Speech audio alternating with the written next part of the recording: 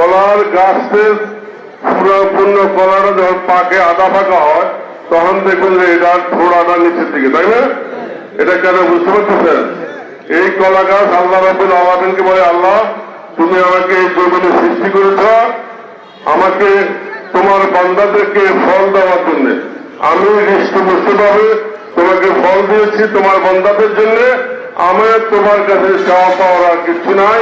আমি এই যে কলা গাছ হিসাবে আমি তোমার কাছে চিরকৃতজ্ঞ।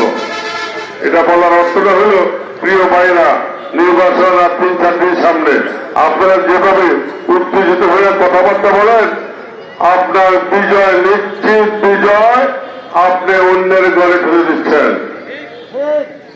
আপনি কলা গাছের মতো মাথা নিচু করেন, ধৈর্য ধারণ করেন, সহ্য করেন, আল্লাহ রাব্বুল আলামিনের নিকট সন্তুষ্টি আদায় করেন যে আজকে আমাদের ভোটাধিকার প্রয়োগ করার জন্য দেশনেত্রী বেগম খালেদা জিয়া ওনার জীবন দিয়ে চলে গেছেন। 7 বছর জেল খেলেছেন।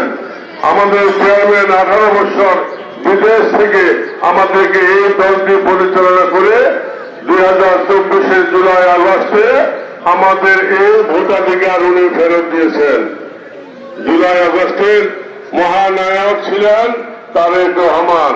প্রিয় ভাইরা, আমরা যেহেতু বড় দল, আমাদেরকে ধৈর্য ধারণ করতে হবে, সহ্য করতে হবে নির্বাচনের দিন, নির্বাচনের ফলাফল পর্যন্ত।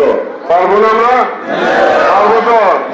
অন্যের কথায় উত্তেজিত হব না, কাউকে এমন কোন আচরণ করব না যাতে আমার পাশের ভাই আমার সাথে প্রতিদ্বন্দ্বিতা করে অন্য দলের সমর্থক তারা কষ্ট পায়। আমরা এই ধরনের আচরণ থেকে 12 তারিখ রাত্রে রেজাল্ট না হওয়া পর্যন্ত আমরা অপেক্ষা করি।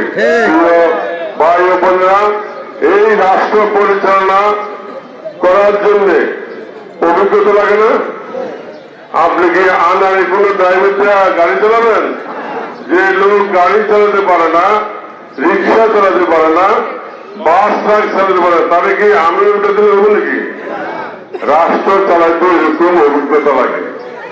আমাদের দল, আমাদের প্রিয় দল বাংলাদেশ জাতীয়তাবাদী দল, আমরা 4 বার রাষ্ট্র ক্ষমতায় ছিলাম, আমাদের অভিজ্ঞতা আছে।